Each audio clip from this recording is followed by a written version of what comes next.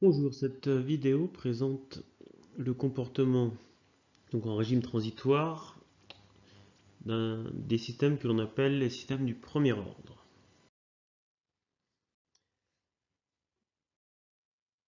Ce que l'on appelle un système du premier ordre est un système dont le comportement est défini par une équation différentielle du premier ordre. On voit donc ici une équation différentielle du premier ordre avec une dérivée première en fonction du temps de la grandeur S, qui sera donc pour nous notre grandeur de sortie, et qui donc s'exprimera en fonction de notre entrée E de t.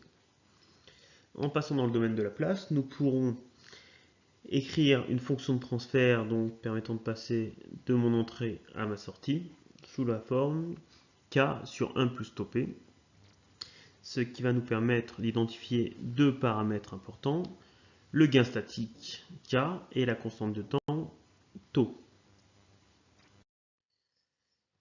Une fois définie notre fonction de transfert, nous pouvons donc étudier la réponse de notre système à différentes entrées classiques. Ici, donc, dans un premier temps, si l'on met en entrée un Dirac, donc je vous rappelle que la transformée de la place du Dirac est 1. Donc dans le domaine de la place, la sortie pourra donc s'exprimer sous cette forme-là.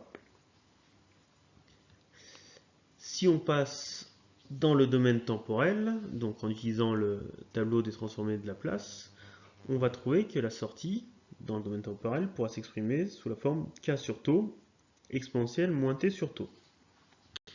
On obtiendra donc une réponse temporelle pour un Dirac qui aura cette forme-là. Il est important de retenir que l'ordonnée à l'origine sera donc égale à k sur tau et qu'on aura une tangente à l'origine qui donc passera par ce point k sur tau et qui viendra couper l'axe des abscisses à t égale tau. Et donc on voit bien donc notre exponentielle inverse. Donc cette forme-là sera donc la réponse impulsionnelle d'un système du premier ordre. Si l'on étudie la réponse à un échelon, chose que l'on fera classiquement dans la plupart de nos études, pour un échelon, la transformée de la place est donc égale à A sur P, A étant l'amplitude de notre échelon.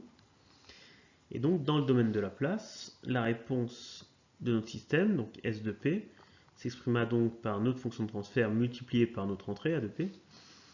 Et nous pourrons donc décomposer cette fonction de la place là en deux éléments simples, avec un premier élément simple ici en A1 sur P et un second en B1 sur 1 plus tau P.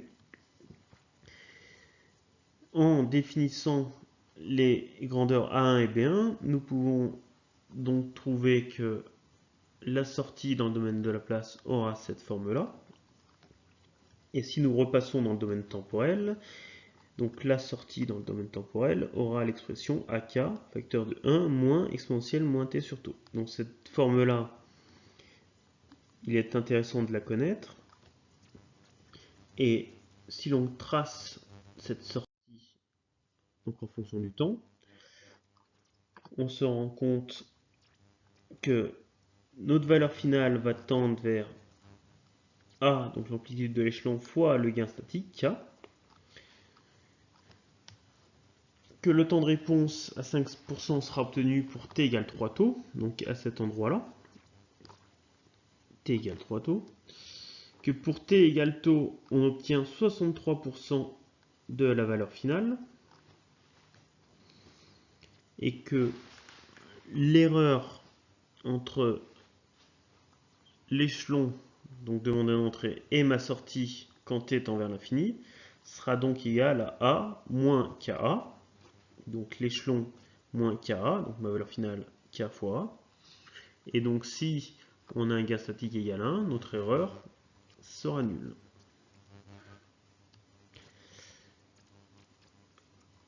Donc si l'on connaît la forme de notre fonction de transfert, donc si on connaît les deux paramètres K et tau, on peut tracer très facilement la réponse d'un système du premier ordre à un échelon en traçant une asymptote donc horizontale A fois K. Une tangente à l'origine qui va couper donc notre valeur finale pour t égale taux.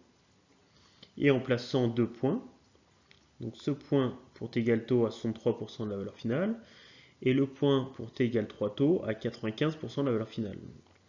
Donc en plaçant ces deux points, notre asymptote en t infini et notre tangente à l'origine qui coupe donc la valeur finale en t égale taux, on peut facilement tracer la réponse d'un premier ordre à un échelon. Dans le cas où notre entrée est une rampe, la transformée de la place d'une rampe sera donc égale à A sur P carré, A étant le coefficient directeur de la rampe. Dans le domaine de la place, donc la réponse de notre premier ordre, donc K sur 1 plus tau P, à notre entrée A sur P carré, va pouvoir s'écrire et se décomposer en trois éléments simples. Un élément simple en 1 sur P carré, un élément simple en 1 sur P, et un autre élément simple en 1 sur 1 plus tau P.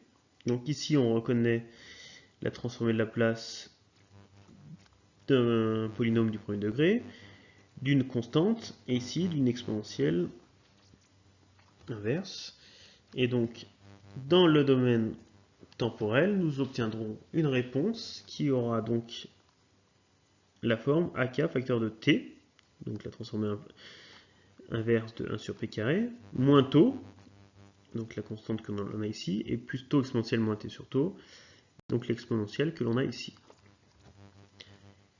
Si l'on trace cette réponse-là, donc en bleu nous avons l'entrée, E de t, nous obtiendrons donc une courbe qui va tendre vers une asymptote infinie qui sera donc une droite, avec un petit régime transitoire ici en exponentielle. Donc le régime permanent, quand t tend vers l'infini, l'exponentielle disparaît, et on a une droite qui va avoir pour équation k t moins tau. Donc si k égale 1, le coefficient directeur de cette droite-là sera donc le même que le coefficient directeur de cette droite bleue, et donc on aura deux droites parallèles, et on identifiera donc un retard temporel entre la sortie et l'entrée, ici, égal à tau, ou ce qu'on appelle une erreur de traînage, donc pour un même temps, égal à A fois tau.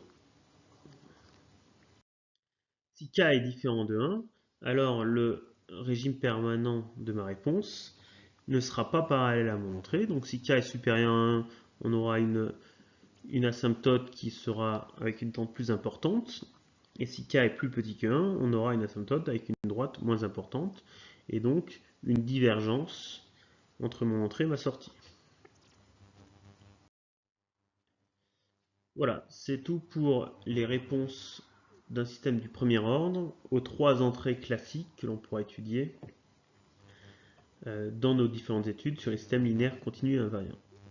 On a donc bien remarqué qu'en connaissant uniquement les caractéristiques de notre système, et donc les deux paramètres de notre fonction de transfert, le gain statique et la constante de temps, on pourra, maintenant que l'on a fait cette partie du cours, connaître le comportement temporel sans refaire nos calculs.